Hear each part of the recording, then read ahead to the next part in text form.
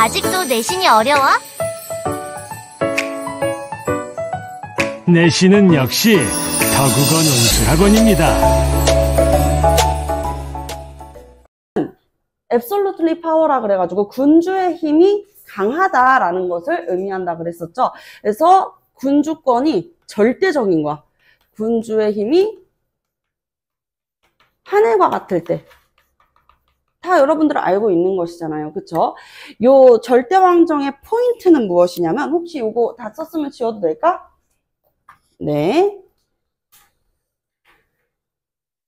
절대왕정의 포인트는 여러 번 문제를 풀어봐서 알겠지만, 동유럽과 서유럽이 있어. 그치? 이 중에서 절대왕정이 더 먼저 시작된 곳은 어디야? 그렇지, 서유럽이야. 오케이?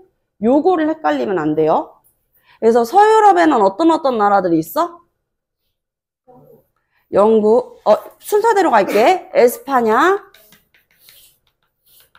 영국, 그리고 마지막 베르사유 궁전, 프랑스. 이렇게 에스파냐, 영국, 프랑스, 그리고 이 서유럽의 절대 왕정을 보고 동유럽도 그것을 배우게 돼요. 그래서 동유럽은 두 번째가 됩니다. 동유럽에는 어떤 나라가 있어요? 네, 러시아와 프로이센. 좋습니다. 이렇게 정리를 해보고 있죠. 자, 에스파냐는요, 아까 이야기했잖아. 이베리아 반도에 이 신항로 개척의 중심이 되었었던 나라였단 말이야. 그래서 에스파냐의 왕이었었던 펠리페 2세는 무적 함대를 통해서 어디를 격파했을까? 쿠키 퀴즈? 러시아? 영국, 프랑스, 프로이센, 무적 함대를 통해서 오스만을 격파했습니다. 아시겠죠? 오스만 격파야, 얘들아. 격파라 그래가지고 나라가 멸망한 것은 아니죠. 왜냐면 우리가 세계 1차 대전, 지난 일요일 날 수업했을 때 오스만 제국이 있었잖아. 그쵸? 그래서 오스만을 이긴 거지, 격파를 한 거지, 말 그대로 멸망시킨 것은 아니다. 그렇게 이해하면 안 되고요. 자, 그래서 오스만을 격파해서 오스만이 쥐고 있었던 무엇을 획득하게 돼? 지중해의 패권. 그렇지, 지중해의 해상권을 획득하게 된다라는 것이에요. 무적 함대를 통해서 지중해 해상권을 에스파냐가 이제 획득을 하게 되는데, 이제는 그 에스파냐의 무적 함대를 누가 격파하게 되면서 영국의, 그렇지, 엘리자베스 몇 세? 그렇지, 엘리자베스 1세예요. 요것도 여러분들 생각보다 중학교의 이 문제들은 그렇게 어려운 문제가 나오지 않잖아, 얘들아. 그치? 그러다 보니 요런 걸로도 이제 장난치는 문제들이 나와요. 엘리자베스 2세. 아니죠. 최근에 돌아가셨죠. 그쵸? 그렇기 때문에 엘리자베스 1세가 되겠습니다. 엘리자베스 1세가 어디에? 에스파냐의 무적 함대를 격파했다. 맞아요. 영국과 결혼했다는 그 인물 엘리자베스 1세가 되겠습니다. 자, 그 다음은요, 프랑스로 같이 한번 넘어가 볼게요. 프랑스는 루이, 그렇지, 14세, 마찬가지로 16세로 이렇게 바꿔내는 문제들 굉장히 많이 나오거든요. 여러분들 16세 아니죠. 16세는 우리 언제 할 때 배웠어요? 프랑스 혁명 할 때 배웠어요. 루이 14세입니다. 루이 14세는요, 무엇을 자처했냐면요, 태양왕을 자처하게 되면서, 그래서 이제 베르사유 궁전에서도 이제 태양에 사람 얼굴 모양 이렇게 있는 거 볼 수 있다고 했잖아요. 선생님이 그림으로도 그려줬고 사진으로도 한 번 더 보여줬습니다. 그쵸? 자, 그래서 루이 14세는 무엇이라고 이야기를 했냐면, 짐이 곧, 그렇지, 국가다 라고 이야기를 하게 돼. 짐이 곧 국가다 라는 이야기를 하게 되면서, 루이 14세는 베르사유 궁전, 베르사유 궁전을 통해서 이제 사치와 향락의 되게 대표적인 이미지를 가지고 있잖아. 근데 베르사유 궁전 굉장히 넓고 아름답죠. 그쵸? 웅장하고. 그런데 이 베르사유 궁전, 그렇게 크고 아름다운 궁전들이 왕의 이 왕권을 뒷받침해주는 모습들. 여러분들도 조선시대 생각해보면은 조선시대 때 이 왕권을 회복하고자 왕들이 되게 많이 하는 게 뭐야? 왕실 정비야. 그래서 흥선대원군도 세도정치기, 3대에 걸쳤었던 세도정치기 이후에 왕권을 다시 회복하고자, 왕권을 강화하고자 했던 게 경복궁 중건이었었던 거지. 아시겠죠? 그래서 궁전과 이 궁과 왕권은 관련이 있다. 이렇게 이해를 해주시면 되겠습니다. 자, 그래서 베르사유 궁전과 이 루이 14세 여기서 끝나면 안 됩니다. 자, 프랑스의 루이 14세는요, 이것을 통해서 절대왕정을 뒷받침했는데, 그것은 바로 재상제였어요. 재무장관이었었던, 그렇지, 콜베르를 통해서 능력 있는 재상들 있잖아. 그치? 왕도 사람이기 때문에 그 한 사람이 완벽할 수는 없단 말이죠. 그래서 재상제를 실시하고, 그리고 항상 이 어떤 일이 생길지 모르는 비상사태에 항상 대비하여서 주둔하여 있는 군대를 뭐라 그래요? 그렇지, 상비군. 재상제와 상비군. 재상제로 쓰면 안 되겠다. 관료제죠. 재상, 관료제. 관료제. 이렇게. 아니요, 요것을 기반으로 다른 나라들도 이제 상비군을 설치하려고 했습니다. 그래서 나중에 이제 선생님이랑 프로이센, 시험 범위에는 들어가지 않지만 어떤 인물이 등장해요? 비스마르크가 등장을 하게 되는 것이죠. 그래서 나라를 강하게 할 수 있는 거는 철과 혈, 강한 군대와 전쟁뿐이다. 이런 이야기들도 상비군에서 비롯이 되었습니다. 자, 그리고 우리 그 다음은 동유럽으로 같이 한번 가볼게요. 동유럽은 아까 이야기를 했었던 것처럼 이 서유럽의 절대 왕정이 기반이 되어가지고 러시아나 프로이센에서도 우리도 왕권을 강력하게 이처럼 해야겠다. 수염 하면 딱 떠오르는 인물 누가 있어요? 그렇죠. 표트르 대제. 표트르 대제는 러시아의 수도는 모스크바잖아요. 모스크바로부터 북서쪽으로 조금 더 올라가면은 어디가 나오나? 상트페테르부르크.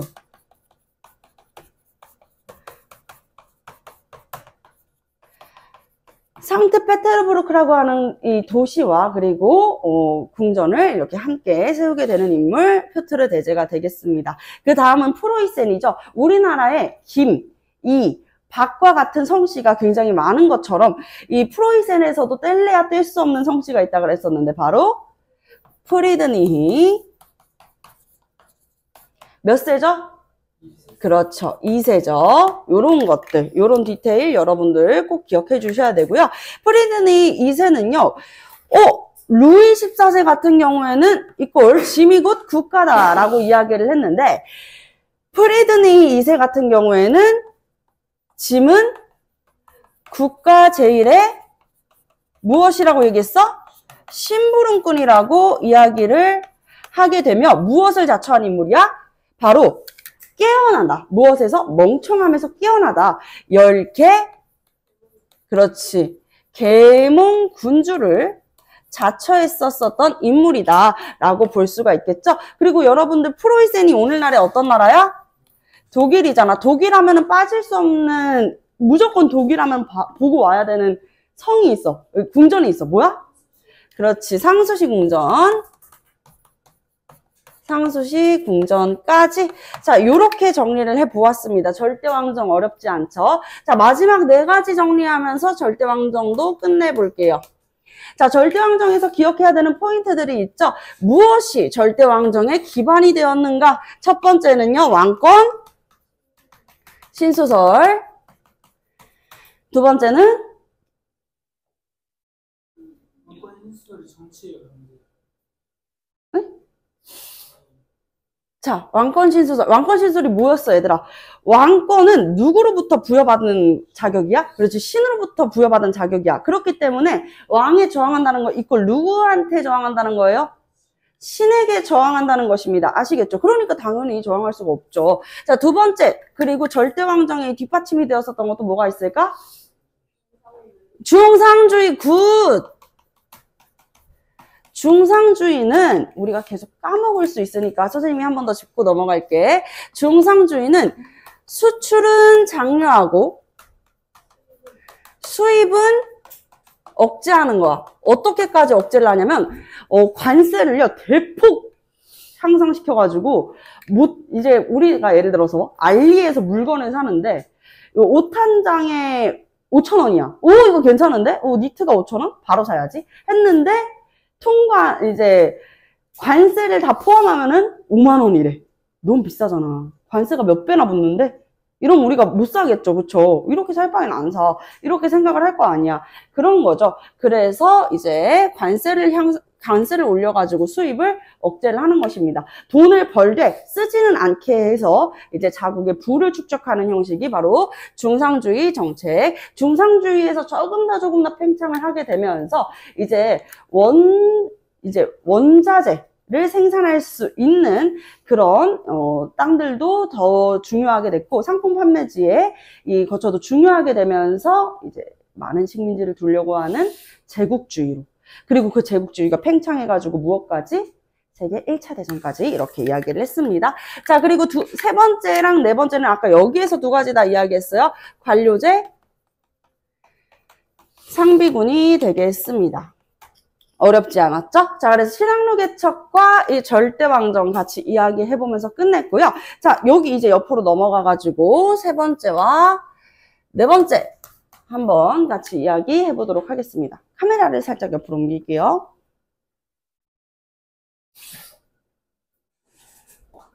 자, 이제 세 번째 같이 넘어왔습니다. 우리 여기서부터는 이제 영국의 산업혁명까지 요 파트 짚고 넘어갈 거고요. 그리고 네 번째에서는요, 이제 프랑스 혁명 이야기를 해봐야겠죠. 그쵸? 자, 영국 혁명의 시발점은 우리 4단원이 무엇이었었어? 산업혁명의 발생이었었잖아요. 그쵸? 인류사에 세 개의 물결이 있다고 하면은 그 중에서 인류 역사에 큰 변화를 가지고 왔었던 두 번째, 세컨드 웨이브가 무엇이었다 그랬어? 산업혁명이라고 이야기를 했어. 그래서 이 산업혁명에 대해 이야기를 하기 전에 산업혁명이 어디에서 가장 먼저 일어났냐? 어디래? 영국이래. 그럼 물어보는 거야. Why? 왜 산업혁명이 영국에서 제일 먼저 일어났습니까? 그게 이제 시험 문제 1타가 되겠습니다. 왜? 5가지 이유가 있거든. 그래서 이 5가지 이유를 조금만 바꾸면은 문제 내기 너무 용이해. 그치? 그래서 선생님이랑 이거 입이 닳도록 계속 이야기를 했었죠. 자, 첫 번째 이유부터 같이 한번 가볼게요. 일단 명예혁명. 명예혁명 이후에 정치적이고 경제적인 안정이 찾아왔다. 요게 이제 첫 번째 이유가 되겠고요. 그리고 두 번째는요, 영국 같은 경우에는 일찍이 많은 식민지를 보유하고 있었다. 일찍이 식민지 산업에 뛰어들었었던 영국, 많은 식민지를 보유하고 있었고요. 자, 그리고 세 번째는 무엇이 될 수 있을까요? 세 번째. 인클로저 운동. 좋아요.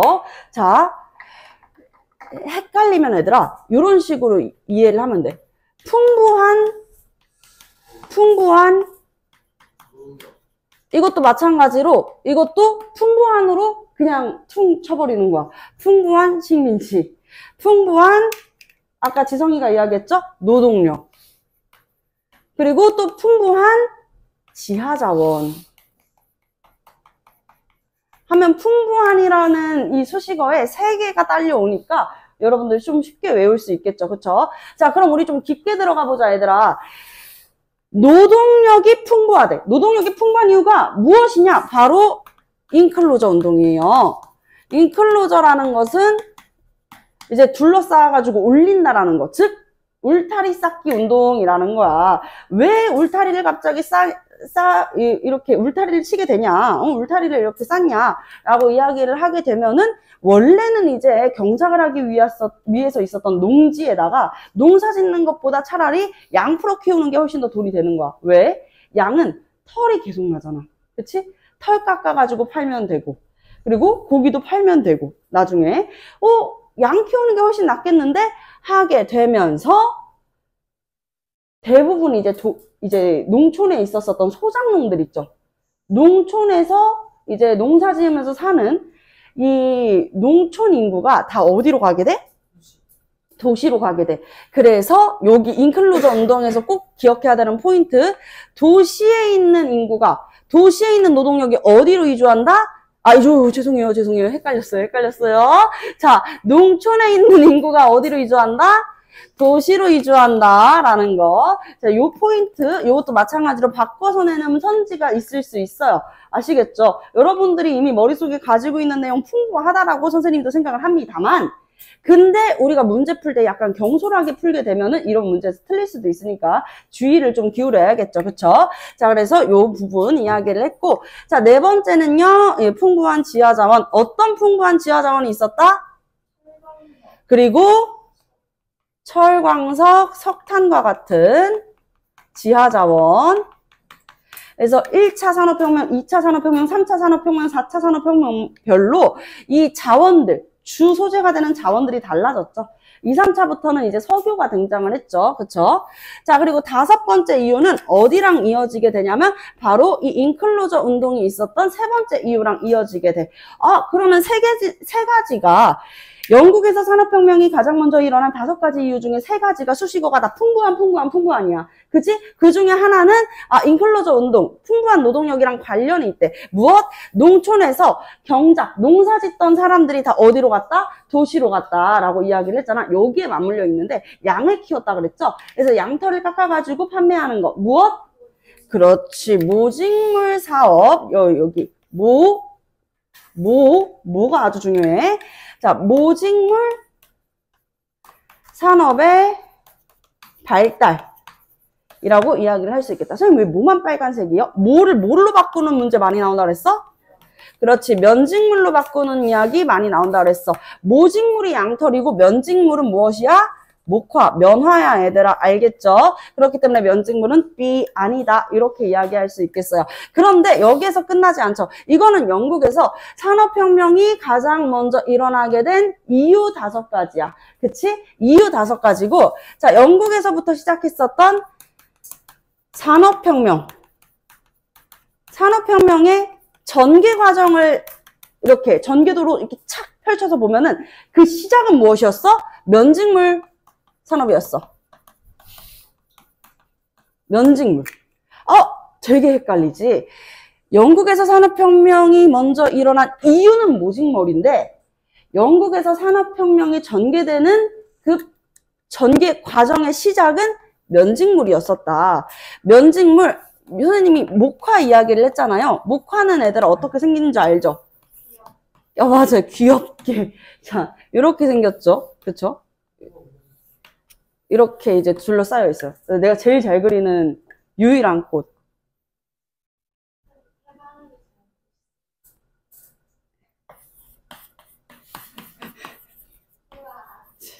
진심이에요. 제일 잘 그릴 수 있는 거? 목화. 자, 어쨌든. 자, 요 목화를 얘들아 실로 짜는 거잖아. 그치? 실로 만드는 거야. 그래서 여러분들이 지금 입고 있는 대부분 면직물이 아닐 가능성도 높지만요. 이건 왜 하필 다들 패딩을 입고 왔을까? 어쨌든 이 면직물로 이렇게 옷을 짜내잖아. 실이 필요하단 말이야. 솜을 어떻게 실로 만들어내냐? 무엇을 통해 가지고? 그렇지. 방직기, 방적기 등을 통해 가지고 실로 짜내게 되는 것이죠. 그래서 명직물 공업의 발달로 인해 가지고 어떻게 된다? 방직기, 방적기 등을 개발하게 돼요. 여러 가지 방적기가 있었죠. 일단 존 케이의 나는 북이라 그래가지고 I am 북이 아니라 플라잉 북이라 그래서 북 모양처럼 생긴 게 날아다닌다라는 거지. 여러분들 물레 돌려본 적 있어요? 해본 적 있어요? 물레를 실제로 보게 되면은 진짜 다각형의 형태로 이렇게 생겨 있는 물레가 동그랗게 물레 자체가 동그랗게 움직이는 경우도 있고 물레는 고정되어 있고 거기에 있는 실만 이렇게 두루루루 움직이는 경우도 있단 말이야. 일단 존 케이는 나는 북, 그러니까 날아다니는 북이라 그래가지고 이렇게 다각형의 이 동그라미랑 거의 흡사한 다각형이 이렇게 굴러가는 그런 모습으로 방적기를 만들게 됩니다. 그리고 나서는요, 이제 수력 방적기나 아니면은 이제 하그브리스 방적기 등이 만들어지게 되면서, 제니 방적기 들어봤죠? 그러면서, 이 실도 수력 방적기는 되게 부드럽고 얇다? 엄청 좋겠지. 부들부들하니까. 대신 툭툭 끊겨. 그래가지고 이제 또 하그브리스 방적기. 이거는 되게 또 실이 굵직해. 요런 이제 문제가 있었던 거야. 그러다가 이제 증기기관을 개량하는 이가 있었으니 증기기관 개량 누구? 그렇지. 제임스 와트. 시계는 와치, 증기는 와트. 재밌지 않나요? 네.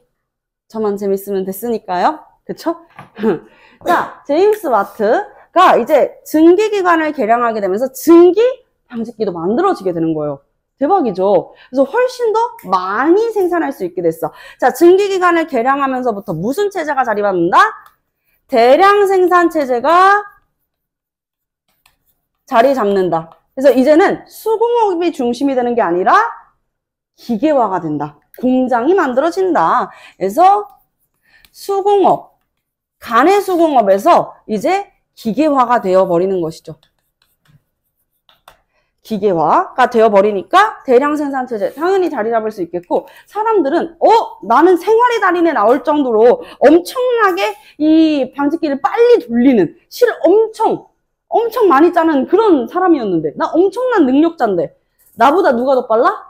기계가 더 빨라. 기계가 나의 일자리를 뺏어가네? 하면서 이제 이 나쁜 기계, 악마 같은 기계를 우리가 가만두지 않겠다. 무슨 운동? 그렇지. 러다이트 운동. 러다이트는 말 그대로 기계 파괴 운동. 기계 파괴라는 의미를 가지고 있는 거야. 누가 일으킨 거겠어요? 이전까지 이제 수공업 위주로 이렇게 노동을 했었던 노동자들.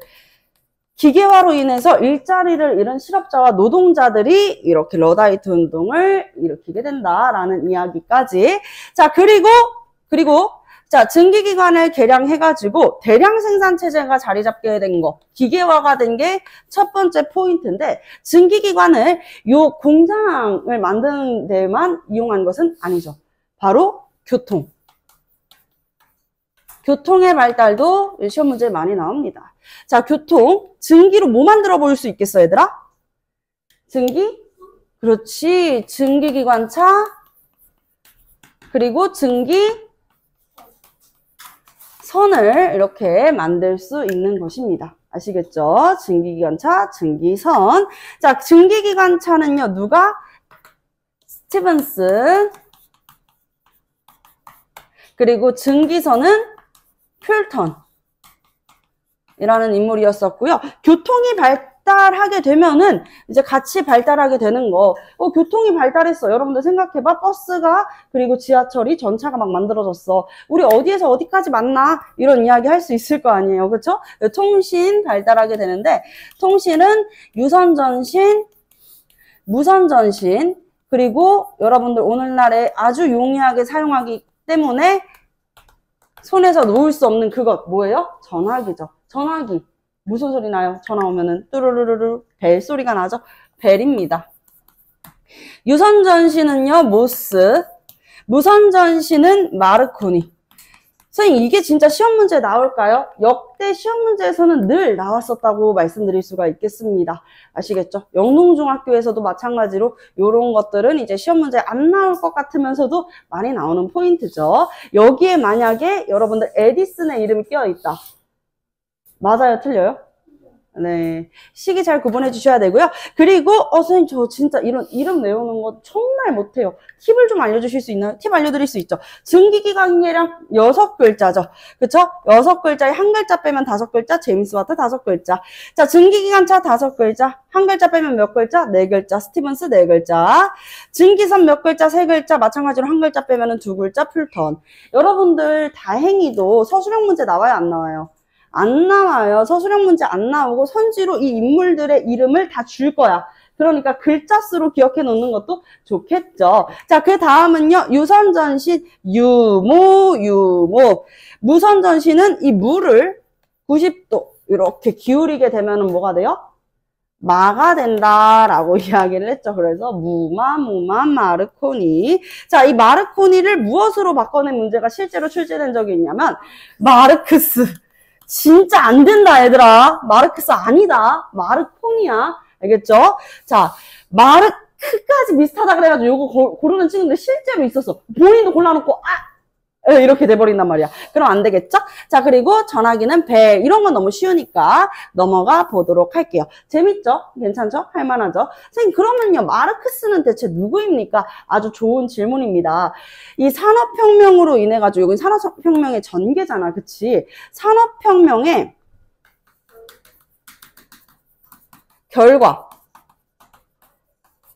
결과를 같이 우리가 뜯어가지고 보게 되면은 결과가 마냥 아름다웠던 것만은 아니었었다라고 이야기를 하죠. 여러 가지 문제를 나왔었는데요.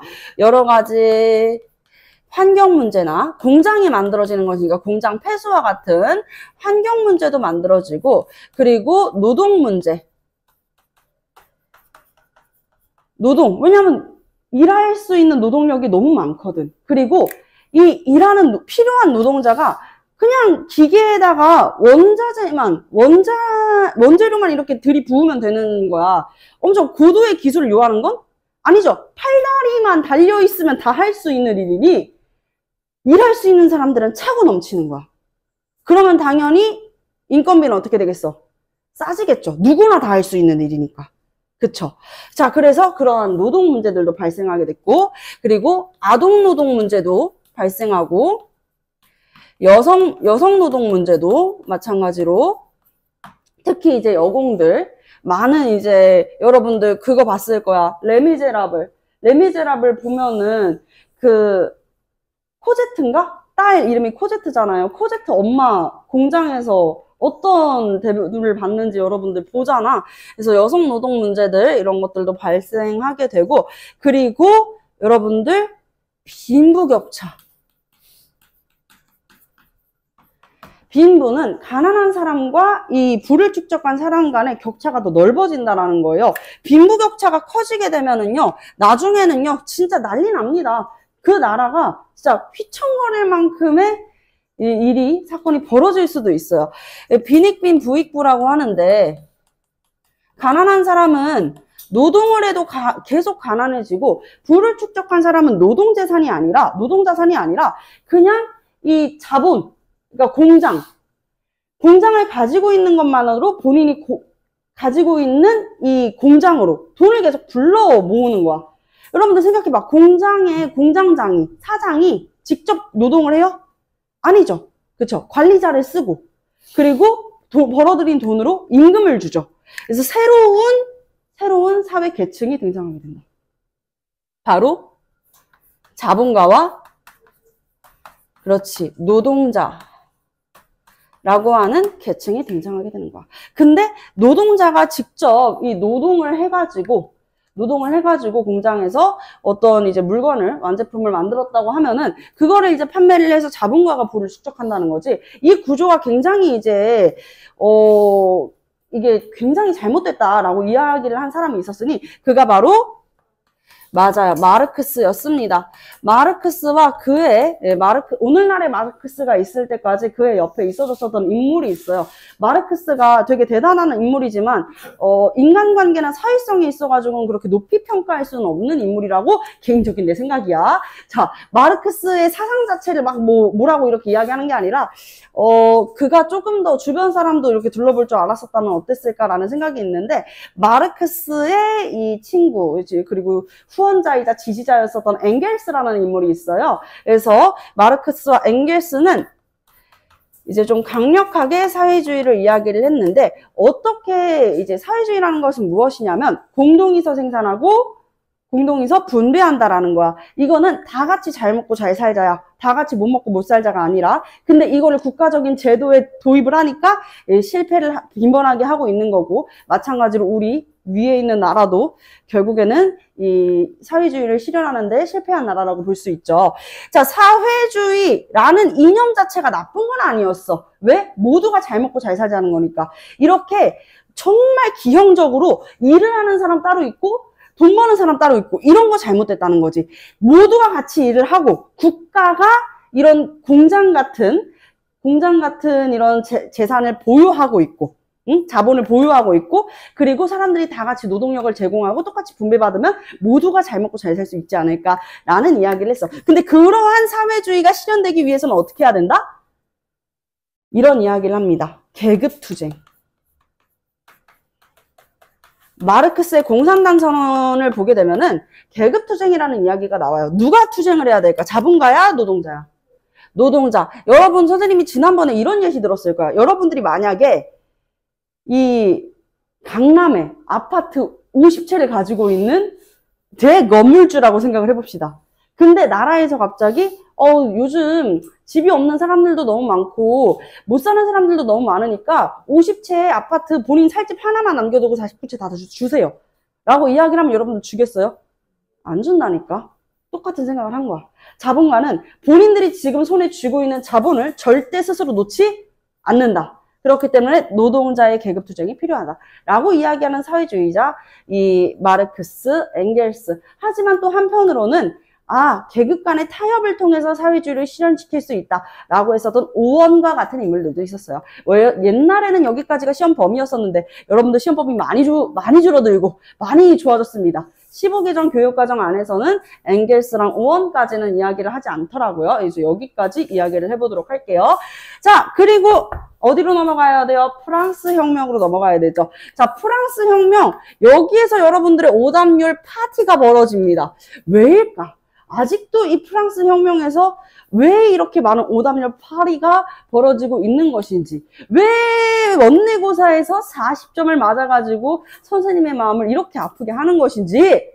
자, 그러면 같이 한번 내용 들어가 보도록 할게요. 프랑스 혁명이 일어나게 된 배경 있잖아, 얘들아. 배경을 한번 생각을 해보면 정말 미안해. 선생님이 이거 하는 거 깜빡했어. 맞아. 영국혁명 하는 거 깜빡했다. 영국혁명만 빠르게 쏙싹 하고, 그리고 이어서 갈게요. 자, 네 번째, 여기 이어가지고 영국혁명 볼게. 우리 궁금한 게 하나 생겼죠? 무엇이에요? 명예혁명이란 무엇일까? 그치? 산업혁명이 일어나게 된 5가지 이유 중에 첫 번째, 명예혁명이란 무엇입니까? 여기를 알고자 이제 영국혁명이 시작이 됩니다. 영국은요, 엘리자베스 1세, 뭐였어? 절대군주였었지? 그래서 이 엘리자베스 1세 이후에도 이제 강력한 군주권을 자랑하는 왕권 시수서를 이제 내세워가지고 군주권을 행사하는 사람들이 등장했었는데 그들이 누구야? 제임스 1세였었습니다. 자, 제임스 1세가 왕권 시수서를 내세워가지고 이제 전제 정치를 했는데, 전제 정치가 선생님이 2글자로 하면 뭐라 그랬어요? 독재라고 이야기를 했었죠. 자, 독재를 하고 있는 모습, 그리고 그의 아들도 마찬가지로 그의 아버지의 뒷모습을 보고 자랐으니까 똑같이 이제 전제 정치를 합니다. 그가 바로 찰스 1세야. 문제가 된 건 누구야? 찰스 1세예요. 찰스 1세. 왜냐면 찰스 1세는 강력한 이제 군주력을 통해 가지고 독재, 전제 정치를 했었어. 근데 여기에 뭐까지 많이 했냐면 전쟁을 너무 많이 했어. 전쟁하려면 얘들아 뭐 많이 들어갈까? 돈이 엄청 많이 들어가. 그치? 그런 상황이었다라는 거 맥락으로 이해를 해주시면 되겠고요. 그리고 지금 선생님이 이야기할 이 혁명은 이름이 있어. 뭐야? 청교도혁명이야.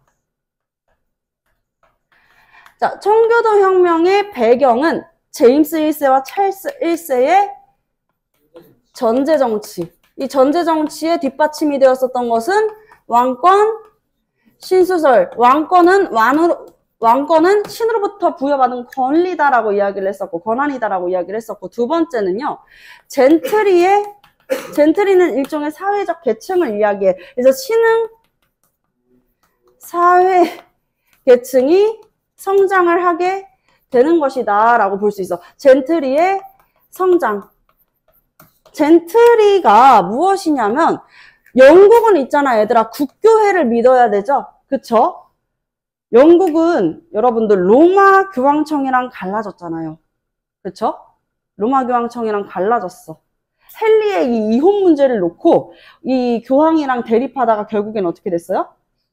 이제 아니지. 아 그럼 우리 영국은 더 이상 로마 교황청, 교황을 이렇게 우리가 인정하지 않는다라고 이야기해서 국왕이 곧 이 종교, 교회의 대표가 되는 국교회, 국교회라는 것을 이제 믿게 된다라고 이야기를 했어요. 국교회도 마찬가지로 영국 국민들이 많이 믿어야 이게 곧 왕실의 권력이 되는 것이란 말이야. 그치?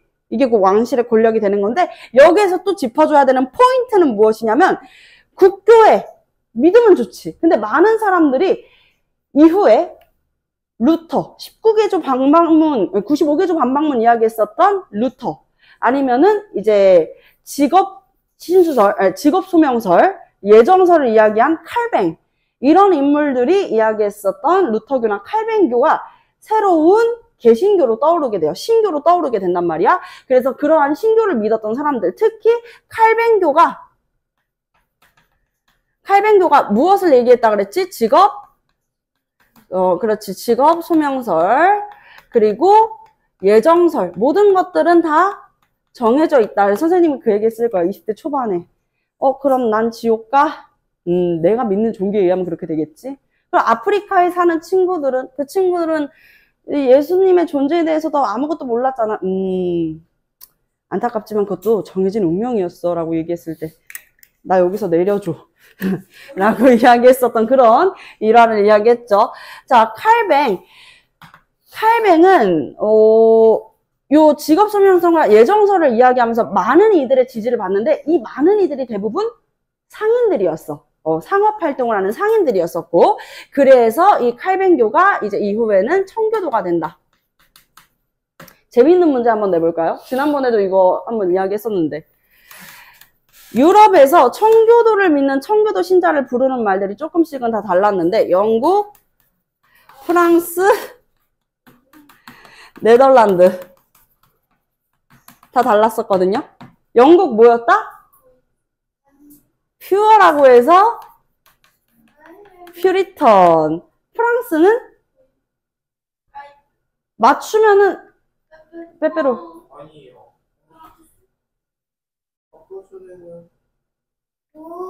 아 이거 근데 얘들아 이거 진짜 다 기억하고 있는 거 종교전쟁 때 한번 생각해봐.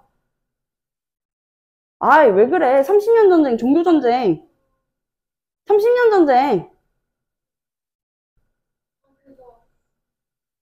베스트팔렌 조약. 아 젠틀이 지금 얘기하고 있는 거. 이거 알려주면 바로 알아. 네덜란드가 보이세요? 맞아요. 아니, 진짜. 프랑스.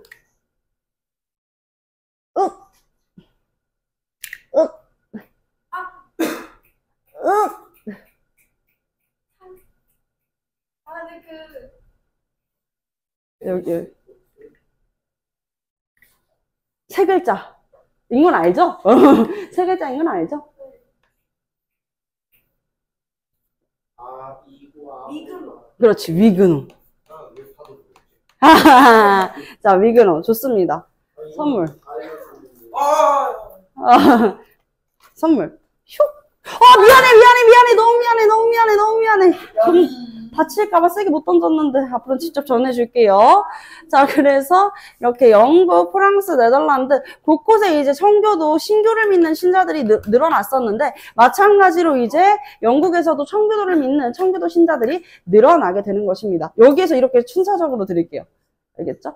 자, 그래서 이렇게 청교도인들이 많이 있었는데 그 청교도인들 뭐 자영농도 있었고요. 뭐 의사와 같은 전문 직종들도 있었고요. 그런 사람들이 이제 젠틀이라고 했었는데 젠틀이 계층이 성장하고 의회에도 젠틀이가 많이 이렇게 좀 있었다. 이 정도 생각해 놓으면 될 것 같아. 자, 찰스 1세가 전제 정치하다가 무슨 일이 펼쳐졌냐? 아, 전쟁해야 되는데 돈이 모자라. 나라의 재정의 90%는 뭐야? 세금이지, 그치? 새로운 세금을 만들어가지고 사람들한테 세금을 확충해서 그 돈으로 이제 전쟁을 해야겠다라고 생각을 했었던 거야. 그래서 찰스 2세가 새로운 세금을 만들고자 했었던 것이 무엇이었다? 의회를 소집한 거지, 그치? 의회 소집, 의회를 소집을 해가지고 뭐라고 이야기를 하냐. 그냥 의회가 그러면 되게 중요한 역할을 했나 봐요. 그건 아니거든요. 의회가 어떤 정치나 권력 측면에서 되게 강한 힘을 갖고 있었던 건 아닌데 새로운 세금을 만들 때는 의회의 승인이 필요했어. 그래서 찰스 1세가 의회를 소집을 했었던 거야. 오케이?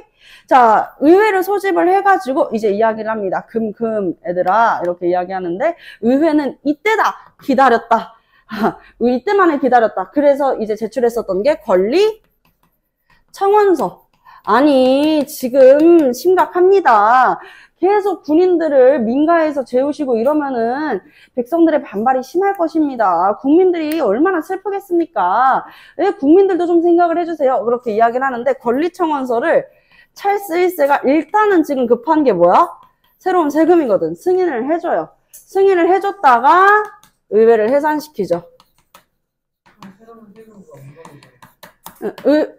이제 내가 알아서 할게. 10년간 뭐라고 하냐면 찰스 2세가 내가 알아서 정치할게 라고 이야기를 했었어. 그러다가 10년이 지나서 다시 의회를 모으게 되는데 다시 의회를 소집하게 되는데 그 10년이라는 시간 동안 의회에서는 이런 인물이 있었지.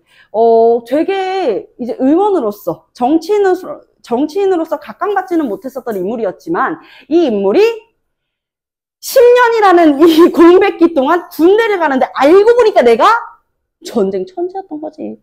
바로 그 사람이 올리버 크로멜이었었어. 그래서 다시 의회를 소집했을 때 이때 이제 힘을 키워온, 열심히 벌크업을 하고 열심히 빌드업을 해왔었던 이 크로멜이 이끄는 의회파와 그리고 찰스 1세를 지지하는 왕당파 간의 내전이 일어나게 됩니다. 그리고 누가 승리했다? 의회파가 승리하게 되는 것이다. 아시겠죠? 자, 의회파가 승리를 하게 되면서 결론, 승리하게 되면서 이제 찰스 1세는 처형되고, 찰스 1세 처형 되고, 그리고 이후부터는 누구 집권기?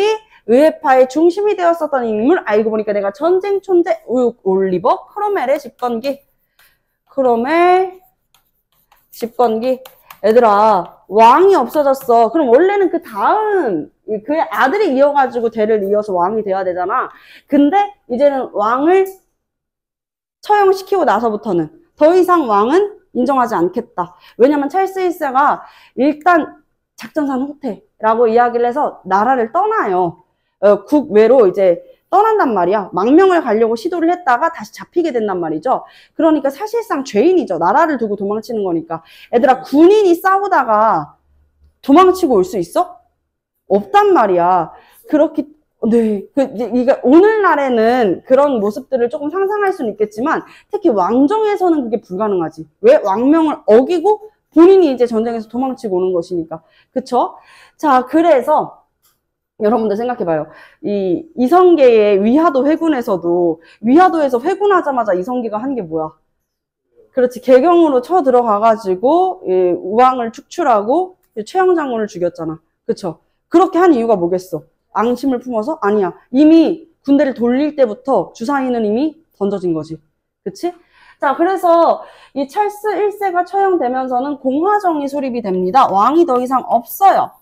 공화정 수립, 이렇게 정리를 해볼 수가 있다라고 이야기를 했고, 자, 그리고 크로멜 집권기에서 우리가 기억해야 되는 포인트는 크로멜은요 되게 이제 독실한 무엇이었다? 청교도인이었었다라고 이야기를 했었죠. 그래서 금욕주의, 사람들한테도 금욕주의를 엄청나게 강요를 했었어. 그래서 주일에는요 일을 하면 될까 안 될까? 안 돼요. 예배 드려야 돼요. 아시겠죠? 쉬어야 된다. 무조건 강제로 쉬게. 근데 더 웃긴 거는 크리스마스는 못 챙겨. 왜? 성경에는 크리스마스를 챙기라는 얘기가 없거든, 얘들아. 이제 사람들의 분노가 이만저만이 아니지. 그리고 군사 독재. 군사 독재. 군인으로서 이 인기를 얻은 인물이었었잖아. 그래서 군사 독재. 그래서 민간인 사찰까지. 민가 사찰이 군인들까지 이렇게 배치가 되어 있을 정도였다니까.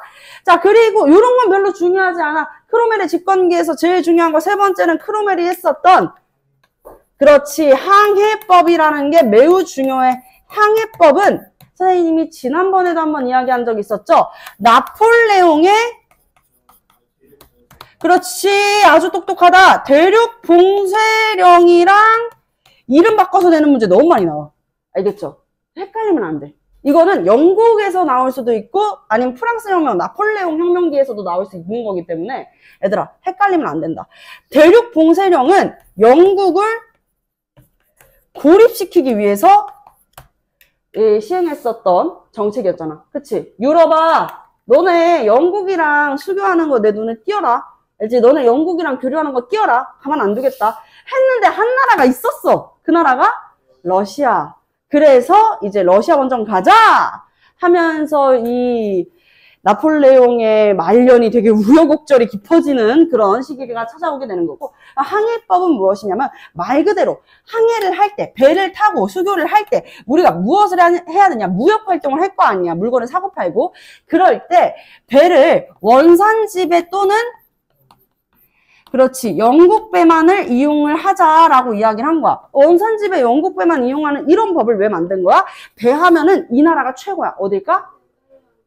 네덜란드. 그래서 선생님이 여기 옆에다가 한번 적어놨어요. 자, 네덜란드 있잖아. 네덜란드 선박이 최고였어. 튼튼하고. 그래서 대부분 이제 무역이나 수교 활동을 할 때는 네덜란드 선박을 이용했단 말이야. 그러니까 네덜란드 선박을 많이 이용하면 많이 이용할수록 어떻게 되겠어? 네덜란드가 경제가 더 잘 먹고 잘 살겠지? 그러니까 네덜란드의 경제적인 성장을 이렇게 좀 막기 위해서 항해법을 실시했다. 네덜란드 선박 X 이렇게 정리를 해보도록 하겠습니다. 자, 그랬었던 크로멜도 사람입니다. 그렇기 때문에 평생 1000만 년 이렇게 집권할 수는 없겠죠. 크로멜은 또 이후에는 사람들이 막 저 크로멜 저 차라리 왕이 있었을 때가 더 나았어 이렇게 이야기를 했단 말이야. 차라리 찰스 1세가 더 나았지. 쟤는 뭐야 대체 근본도 없는 막 이렇게 이야기를 하다가 결국에는 크로멜이 죽어요. 처형을 당한 건 아니고요. 그러면 말라리아로 이렇게 죽게 됩니다. 그리고 나서는 다시 사람들의 이 이야기대로, 사람들의 뜻대로 왕정이 열리게 되는 거야. 그 왕정이 복고가 되면서 이제 일어났었던 혁명, 바로 피가 단 한 방울도 나지 않아서 명예롭다라고 이야기를 하는 주소 집중, 명예혁명이 이어나게 되는 것이다. 오케이? 명예혁명, 왕정이 복고된다. 자, 왕정 복고. 이렇게 볼 수가 있겠죠. 그래서 찰스 2세, 제임스 2세가 이제 또다시 집권했었던 시기로 이제 이어져 갈 수가 있겠어요. 자, 찰스 2세, 그리고 제임스 2세. 의회랑 좀 갈등이 깊어지고 청교도에 대한 탄압이 좀 있었어. 그러다 보니까 이제 폐위를 시키게 돼요. 제임스 2세를 폐위시키게 된다. 의회에서. 시작부터 바로 폐위네. 그치? 폐위를 시키게 되고 나서 이 메리와 윌리엄을 공동왕으로 추대하게 되는데, 공동왕으로 추대했었던 이유도 이들은 청교도에 대한 탄압이 없고 좀 청교도인에 대해서, 신교에 대해서 관대하게 생각을 했었던 인물들이야. 그래서 의회에서는 메리와 윌리엄을 공동왕으로 추대하게 된다. 공동왕으로 추대하게 된다. 요런 맥락 이해해 주시면 되겠죠. 자, 그래서 메리와 윌리엄이 공동왕이 됩니다. 땅땅땅. 그때 이제 의회가 무엇을 제출해? 잠깐. 그렇지.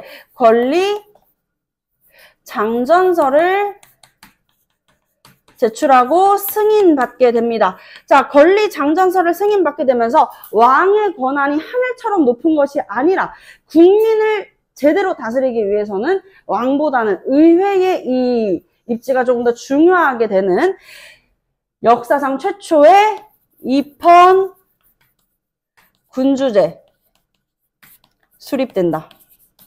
입헌 군주제가 수립되게 되는 것이다. 최초의 입헌 군주제였었다. 자, 그럼 선생님 이렇게 많은 내용들을 대체 우리가 어떻게 정리를 해야 되나요? 고민할 필요 없다 그랬었죠. 예, 선생님이 영국혁명 지성이가 되게 어려워하고 준서가 많이 틀리고 태원이가 여러 번 오답노트를 썼었던 그 영국혁명에서는 우리가 어떻게 해줘야 된다? 세 글자로 줄여서 외워주면 된다. 자, 청교도혁명은 권리 청원서를 누가 제출했어?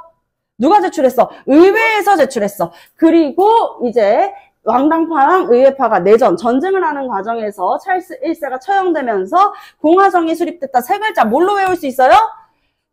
청공으로 외울 수 있다라고 이야기를 했습니다. 자, 그리고 이후에 이제 피가 단 한 방울도 나지 않아가지고 명예롭다라고 이야기하는 명예혁명에서는요, 명예혁명의 명자에다가 권리 장전서의 장, 입헌군주제의 군 해서 우리가 이거 세 글자로 명장군 요렇게 외울 수 있다. 청천공 명장군, 청천공 명장군 어렵지 않죠. 왜냐하면 이 혁명의 결과를 물어보는 문제 그리고 청원서랑 장전서를 물어보는 문제가 꼭 하나는 출제가 된다 이거죠. 여기까지 이야기를 해보았습니다. 자, 우리 30분까지 쉬고 그리고 나서 이어가지고 나머지 진도 나가보도록 할게요.